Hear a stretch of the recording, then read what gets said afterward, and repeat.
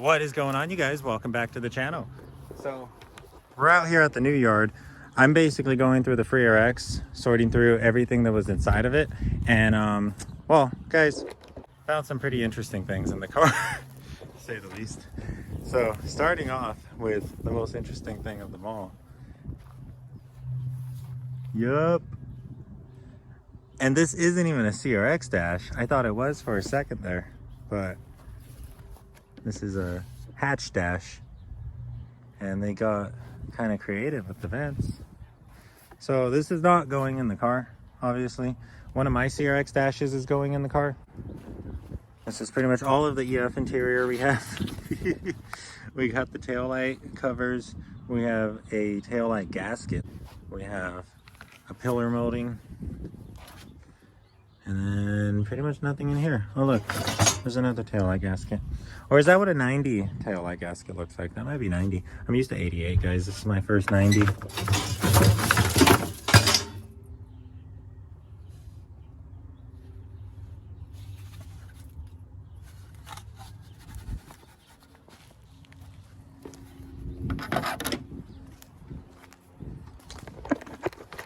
I'm excited about that. Hopefully that fits well, even though it has that broken tab. And that's pretty much it. That's pretty much all that we have in the car. We do not have seats. We have carpet. At least we have carpet. And we do have that door panel. It's right there. And we do have most of our sunroof assembly. But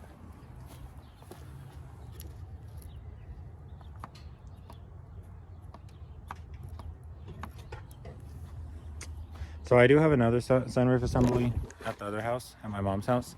That's the one that Leo provided for my HF, but I think I'm just gonna seal the roof on the HF. I have this car if I want a sunroof, right? And my other CRX dash, the KJ Laquata gave us, that is now gonna go inside of this car, because that dash is pretty much mint. And, well, what is that?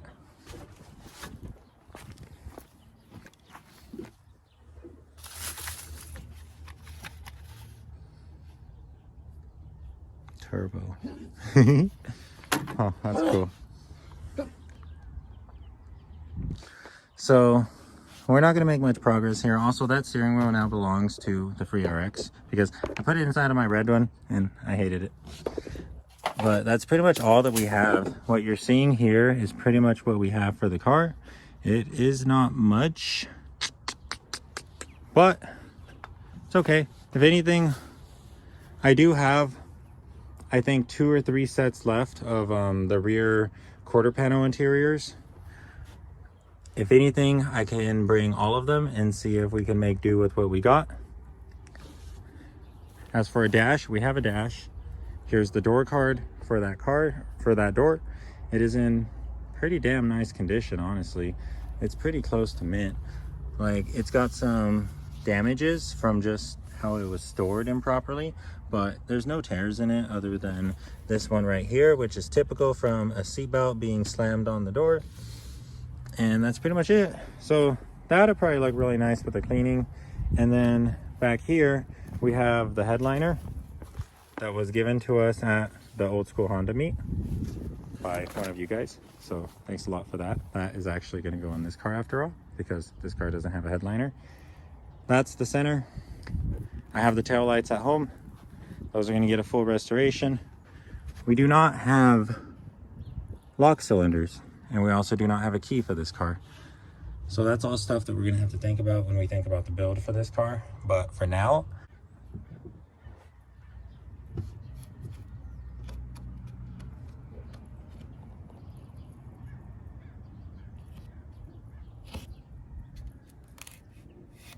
I just wanted to show y'all the inside of Leo's car. Leo's car is actually way more complete than my car is.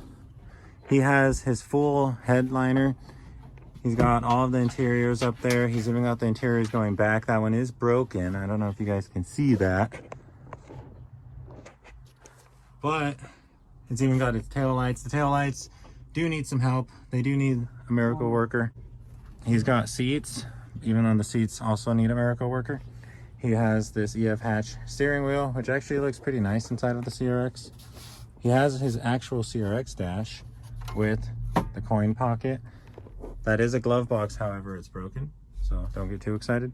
All right, you guys, so we pretty much just went through the cars, and I got a good idea of what we have for the CRX, and it's not much. I thought we had a lot more than we do have, but either way, we can, with what we have, still run interior from the front seats forward, just like we're doing on the red car. We might have quarter panel interior, don't know about that at all. We might also have like rear carpet and stuff. Oh, the right one. Nice. Yeah, and it has all three of them. So this car is going to need full suspension. We're going to need to do a lot with the interior. We're going to have to vacuum it out probably next time we come out here, and really honestly just form a game plan for it. Right now, what I think I'm leaning towards doing is taking this car back to being fully stock. I bought my SI swap for less than $300, meaning I got the D16A6, the SI tranny, the intake manifold, the wiring harness, and the ECU all as a bundle. I got that really cheap. It even came with the mounts, and if I could find another deal like that, even a little more than that, I wouldn't care, as long as the A6 is in good shape. That would be a great thing to drop into this car. We can still get this car looking clean even if we don't run anything in the back. And then, I don't know, if I boost it, I boost it. If I sell it immediately after, I sell it immediately after. But either way, it will be back on the road, and it will be reliable and in good shape. I was also playing with doing a B swap, throwing like an LS in it. But if we're gonna B swap anything, I think we should B swap that car before we start with anything like that. So let's start simple, right? She's not in bad shape, and I'm actually really excited for this build. But first, we're gonna finish the red car. So let's get over there. We also picked up this freaking tractor, so that's pretty cool. Let me know if you guys like tractor content. If not, it's whatever. I love all this blue. I'm gonna be real. What color do you guys think this car should be if Leo saves it? Are you saving it? I haven't made my decision yet. I haven't seen too many comments in the comment section below. Yeah, what do you guys want Leo to do with his freaking car? I honestly am trying to get him to go this blue because this blue is intense. There's also the option that we try to save the red. Like, we can sand all of this Rust-Oleum away. We can try to get all of this freaking nasty house primer off, because as you can see, the Rust-Oleum needs to go. It's going to peel off. It didn't bond to this house primer. So either way, we're going to have to get rid of the gray, but we can either get this House of Colors blue, which is going to be expensive, or we could try to save the real red and just put a clear over it. Sheesh, look at all that blue suspension. Yeah, this guy really likes blue. I don't.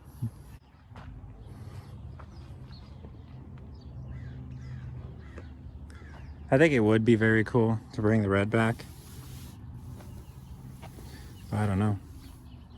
It's up to Leo, and you guys have the power to influence him.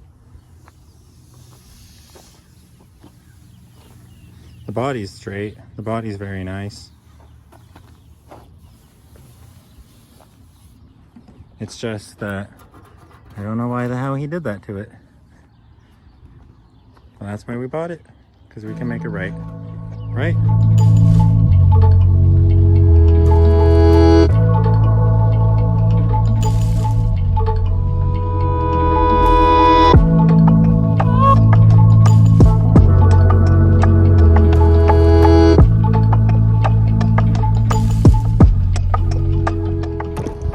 What is going on, you guys? So if you remember in the last video, we did not change out our ball joints. We ran out of time. Well, I fell asleep. So that's what we're doing today. I've already gotten both spindles pulled out. It's really easy.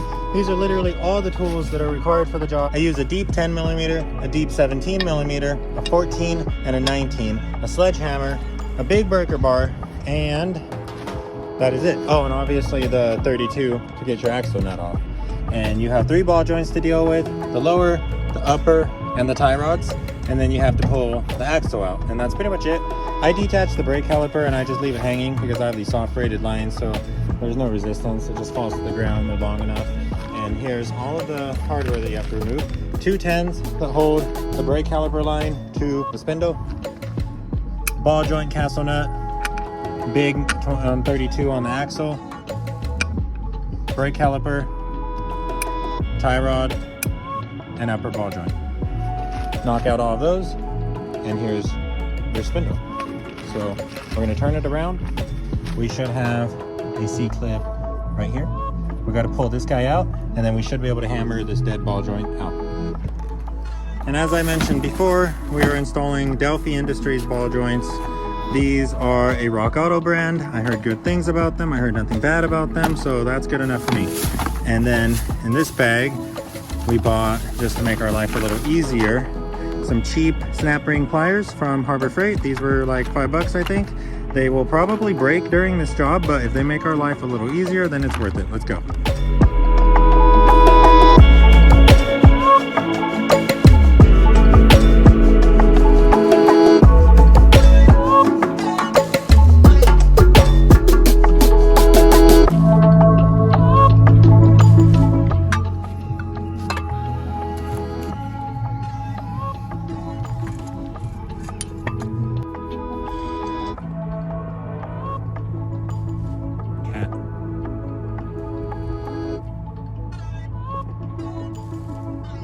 Also, we got this done. Got the C-clip in there. Ooh, focus! Got the C-clip in there. And we are good to go now with our freaking ball joints on our spindles. So I'm gonna get this thrown back on. And Leo was prepping his focus. Not his focus, we don't own any Fords here. Leo was prepping his other CRX's bumper. We're gonna paint that really quick because that is actually a really minty bumper aside from having 30-year-old masking tape on it. As you can see, his red bumper has some, well, it's in the bodywork process. So we're gonna paint that red really quick, and then we're going to see you guys at the Enjoy Life Drive Slow meet tomorrow morning.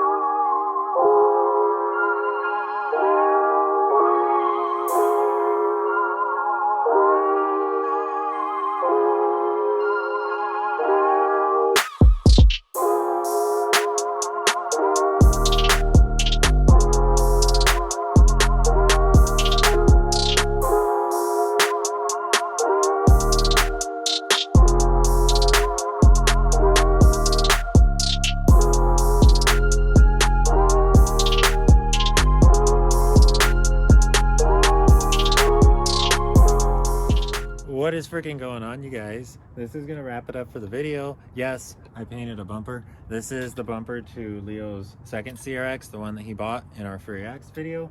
We sprayed this with Rust-Oleum. It came out looking pretty freaking cool. Watch the next video and you guys will see us throw it on in the morning, and I don't know. It looks like it came out nicely. I'm pretty happy. I'm pretty excited to see how it came out. But anyways, catch us at the Enjoy Life Drive Slow meet, guys. What's the address? Like and subscribe and hit that notification button so that way you can get notified every time I upload a video.